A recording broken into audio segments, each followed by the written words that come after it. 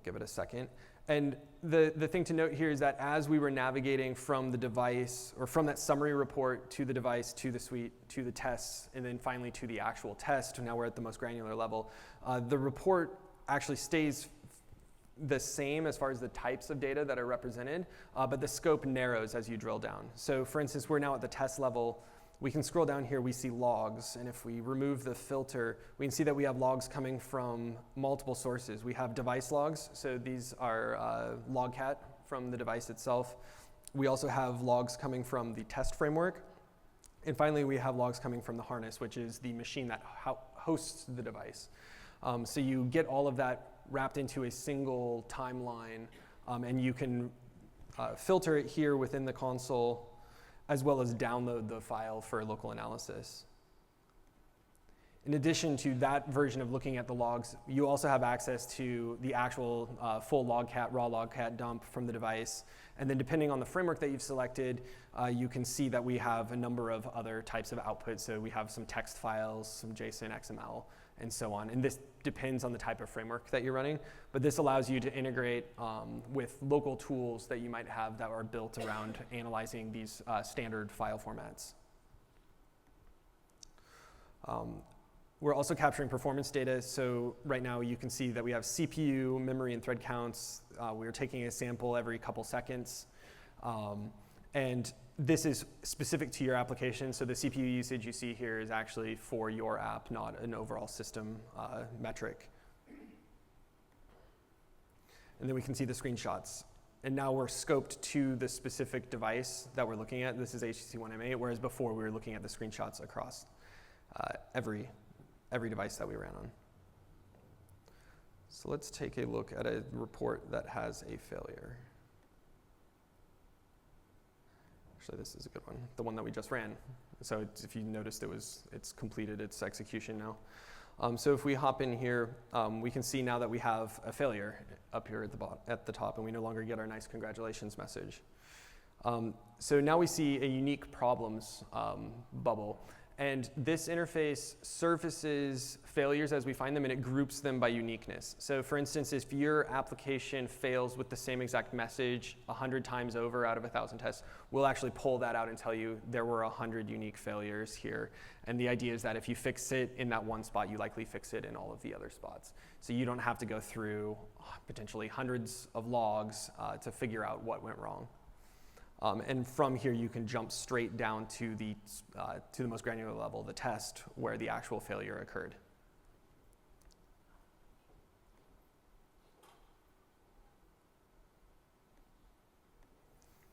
Okay.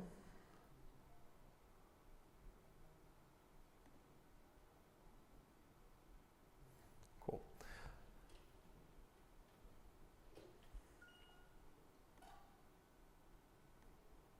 Okay, so we just went through the console experience.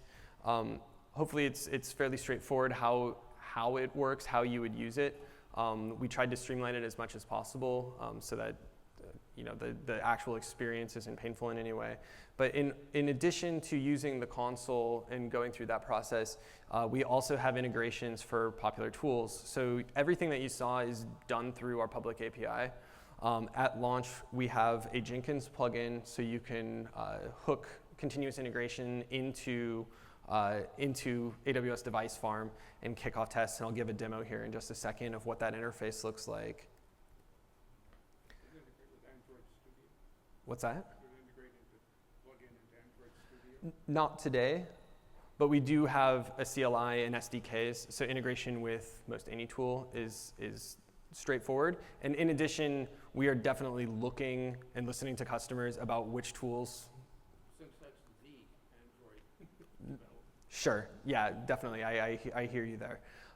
So definitely like integrations, the question was about integrations and whether or not we would have Android Studio at launch. And the answer is that we're looking at all sorts of tools that we would want to integrate with, and we're listening to customers to decide what that priority will look like. So like I said, in addition to the Jenkins plugin, we also have a CLI and SDKs. So it's definitely possible for you to integrate with whichever tools locally that you find yourself using. So let's go ahead and hop into a demo real quick of what the Jenkins looks like. So here we're looking at a Jenkins dashboard. We can see that we have a number of builds, and we can see the high-level test counters. So these are the same test counters that we saw before. So we have passes, we have warnings, skips, errors, failures, and stops. And so we didn't see all of those various statuses on the last page. We only show them if they've actually occurred to reduce the noise for you. But in this interface, we actually surface it all the way. So we can actually take a quick look at this. So if I click into it, I can see that we've actually run two runs within AWS Device Farm for this particular build. From the interface, I can click on the full report and actually jump straight into the console and see the full-blown report. Now this is in addition to you being able to pull down the raw files and make all of these calls yourself, but it also lets you make use of the report that we're offering and with the unique problems, which are also available through the API, but it gives you a quick and easy way to get to them.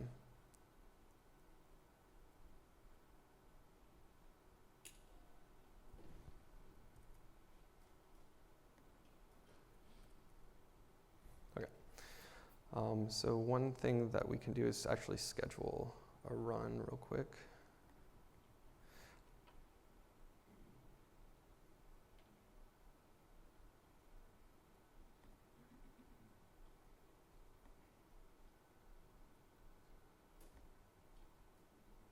Oops. How did I get logged out? Oh, I did.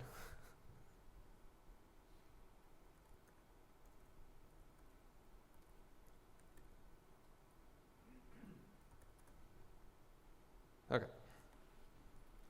There we go. Okay, so we've gone ahead, we just click build is scheduled. Now if we go over to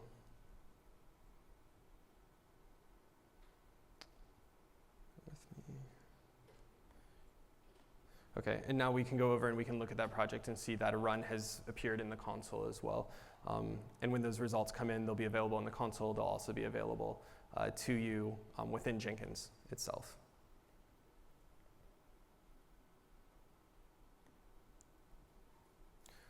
Cool, so let's talk real quick about how the pricing works. So everything that you've seen, again, you can do it through the console and through the API. Everything is billed based on the concept of a device minute. And a device minute is how much time is used on a specific device. So if you run a test that takes 5 minutes on one device, that would be 5 device minutes. If you run that 5-minute test on 2 devices, it would be 10 device minutes. So it's fairly straightforward, and it allows you to pay as you go. So there's no upfront commitment or anything of that nature. Now, the other option is to use unmetered devices. And unmetered devices is a way for you to pay upfront for a device and have unlimited usage on that device for a month. And the thing to know here is that you're not selecting a specific SKU of a device. You don't say that you want a Samsung Galaxy 6 running a specific operating system. Instead, you just say, I want an Android device.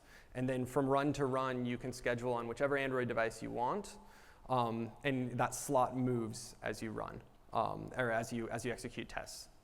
So it gives you a more predictable model, especially if you're doing, you find yourself doing heavy continuous integration over and over again. This really makes a lot of sense. And finally, you can start on Monday, for free with 250 minutes. And I look forward to hearing your feedback so that we can improve AWS Device Farm and help you build better applications and focus on building applications and not on building complex infrastructure and test automation. And with that, I will open it up to questions. Down here, sure. Go ahead.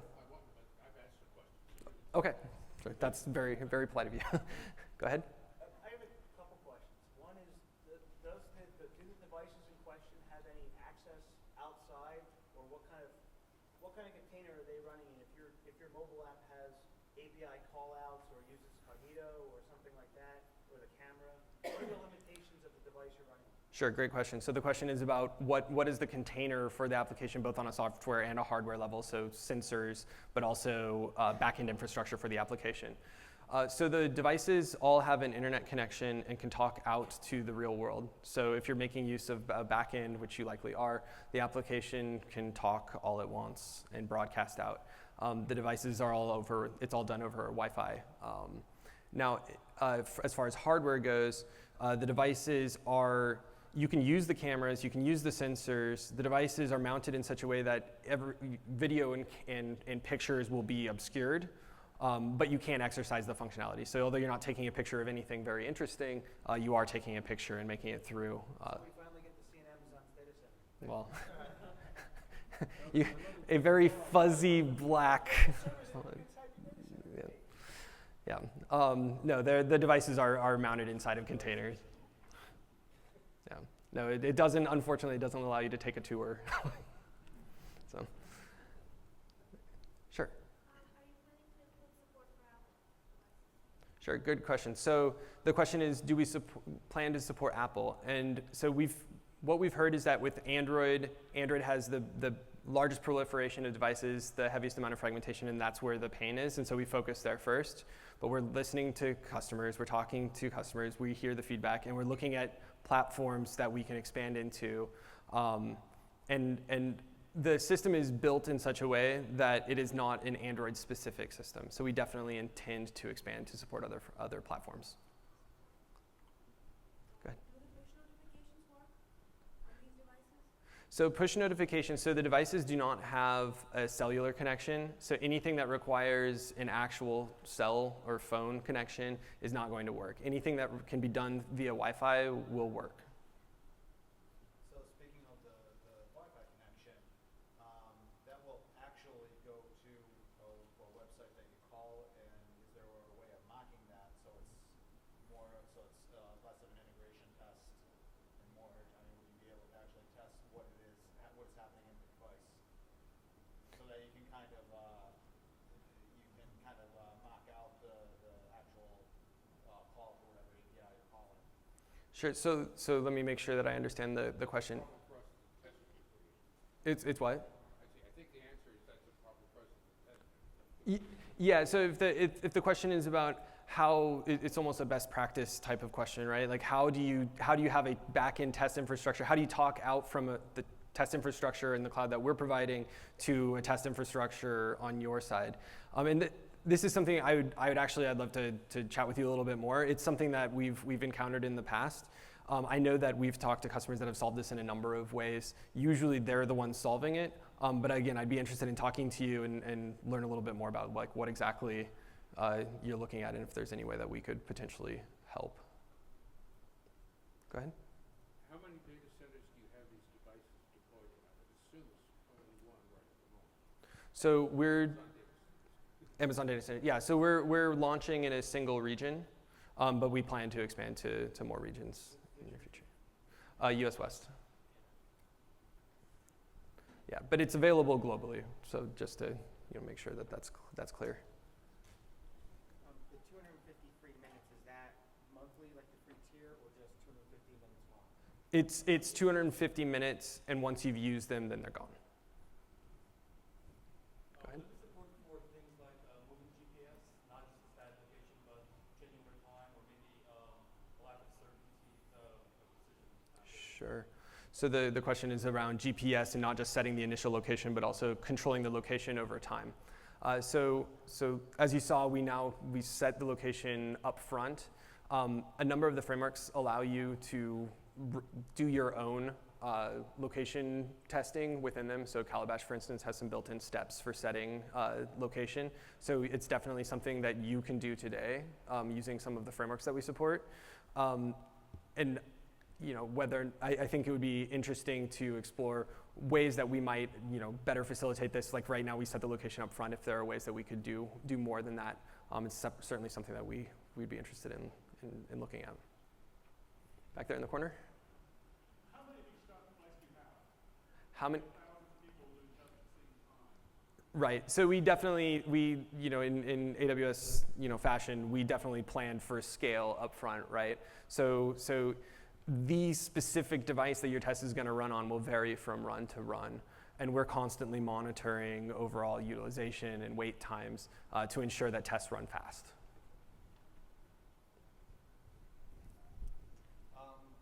Earlier you mentioned in the tests, you can set up the geolocation of the device. Mm-hmm. How does that work? Because certainly there isn't an actual device in that geolocation that you set. What if you set a geolocation device in an area where there's actually no cell coverage? Sure. So the question is around the location and the mocking of it and how exactly it works. So we use mock locations on the device, and we override that. Using mock locations, we can override and set the latitude, longitude to whatever we want. It doesn't look at anything like cell signals or anything like that. It just plants the device. You could put it in the middle of the ocean if you wanted. It doesn't matter, right? So the realistic aspect of the test is going to be depend on where exactly you're putting it. But these days, I think you'd probably find a phone most anywhere. So, go ahead. Does the device state reset between tests? Yes. Yeah. So yeah. The question is, does the device state reset between tests? So for the duration of all of your tests, that device is single tenant. It is your device until your tests complete, and then we reset the device, and then it will be available to another customer. But we remove the application, remove data, and so on. Or reset configs to default? I mean, what if my app is somehow changed configuration? Sure, yeah, we do a number of checks on system settings to make sure, we looked at, some of them are just radio, as simple as radio and locale location, right? We go through and we baseline the device so that each time your customer's application runs or your application runs, you can be sure that the device is in the pristine state that's consistent between runs. Support cyanogen mod? Not today. Go ahead. Is there any way to support testing the backgrounding of an app? Like have the sequencing of maybe another app taking the foreground, and what might happen in that scenario? I'm not totally sure off the top of my head, but I can definitely follow up. It's possible that one of the frameworks we support such a use case, but I'd have to follow up with you. Yeah, you don't have phone motion changes to do switches or anything. Right, we don't do any actual, but you can, the question was around motion, right? And you can simulate it, but you can't actually control the hardware. Should maybe take some questions from the back of the room. I think I see a couple over here.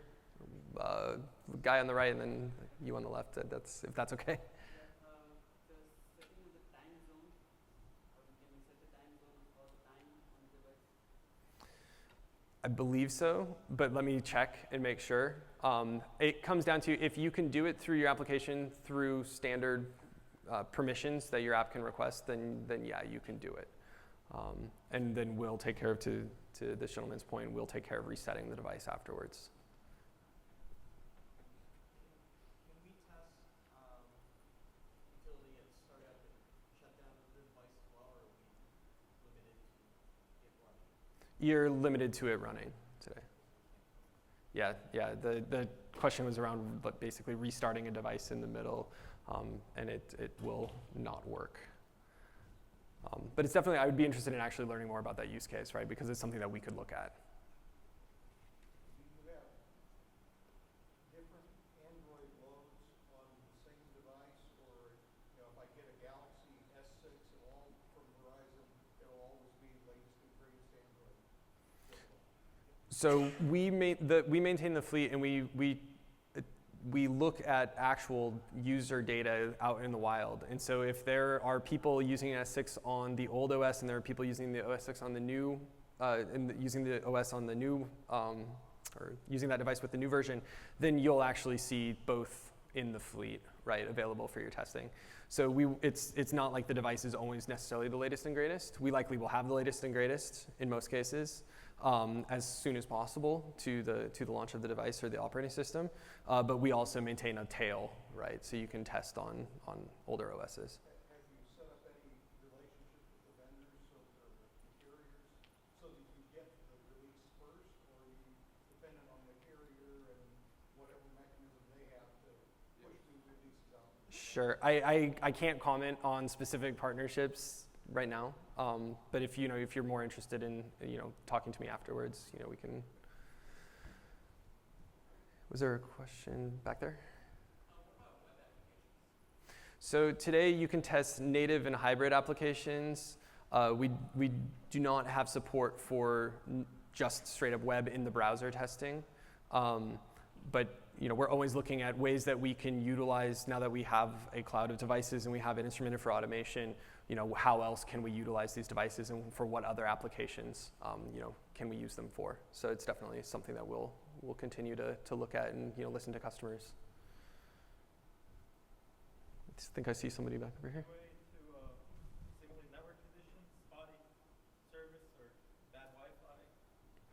So today, all of the devices are on Wi-Fi, and the question was around network, like network throttling and simulating network conditioning, or using network conditioning to simulate network conditions. We don't do this today, but again, similar to the last question, right? Now that we have the infrastructure and we have the automation in place, we're listening to customers. So if there's a need for testing network conditions, I'd love to learn more about what specific use case you're thinking of, and see if there's something that we can do. What kind of events are there that can be reported from the device? Going back to the device got approach, the OTT app was involved. Do you have any such event being reported back on that device? Can you repeat the question? So if I have an app on the device, right, and I have an external trigger from the backend to invoke this device and invoke this app, is there any device level event reporting that can be accessed as a part of the test execution? Okay, so let me make sure that I understand the question. So the question is, if you install your application outputs other types of data, is that correct? So let's say my application is not running, right? It's dead. And the way that I can sort of wake it up from the backend is send it a push notification, which can happen over Wi-Fi. Right. The fact that the device and hence the app got the push notification, there could be something wrong in the app where it crashes after that. Sure. How do I get, Sure.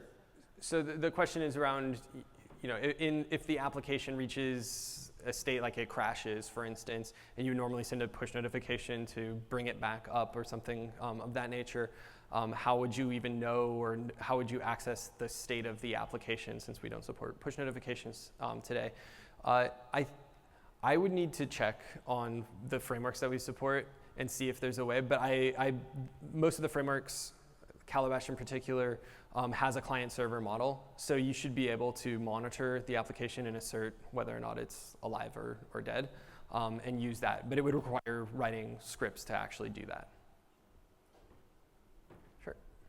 Does it also support offline mode and also support multiple applications and inter-app communication?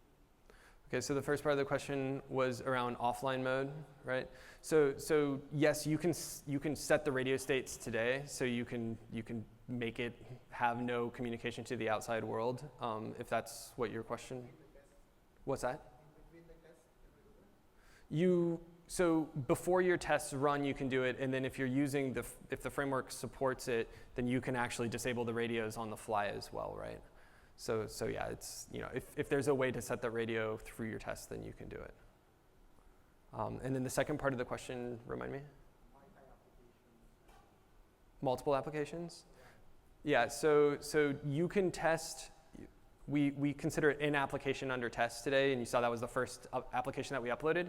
But then once you get to the test configuration or the device configuration step, you can install other applications. So it's possible for you to install other apps and then launch them from a script, right? But that's a slightly more complex model, and it would require you to write the scripts to do it. Are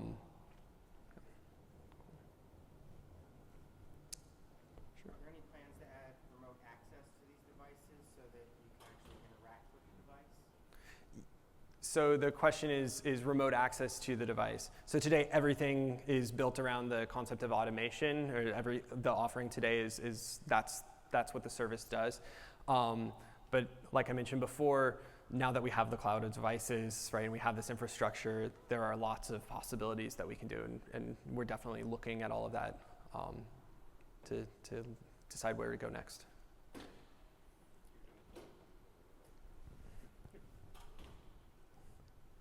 Okay. Any way to pull a binary off the App Store? Like, test it and push to the app? So your question is whether or not you can pull a binary from the Play Store? Is that? Instead of uploading your own? So you have to upload an application into the system, right? And I'm not going to talk to the, like I have no idea what you would, ideally it's your application, right? Okay, we have time for maybe one more. Any plans for adding what? Android watches. It's definitely something we're looking at, right? And we're listening to as customers demand it, right? Then we will address it. Today the focus is on phones and tablets, as you can see from the device selection. But we're certainly interested in what else we can offer. Okay. Oh, one more. All right, sure. Is each device on its own logically isolated Wi-Fi network? Yes. Yeah. And so the question was around device isolation from a network standpoint, and the answer is yes. The device does not see the other devices. It doesn't talk to the other devices. The stack on top of it doesn't communicate to each other. You're in a silo on that device, and your way out is through the internet, through the Wi-Fi connection. Come back in to hack your system. And what? Go ahead. Would there be sort of accessibility for that to change? For example, you want to see how many instances operate on the same load on the same network. Would you be able to remove the logical isolation and like? Sure. So the question is around removing the concept of a silo and testing multiple devices at the same time. This isn't something that we're addressing today. Like I said, it's all about automated testing, single application, but functional testing, talking out to the outside world. But it's definitely something I'd be interested in learning more if you have a specific test in mind, right, where you would spin up multiple devices at the same time and have them talk to each other.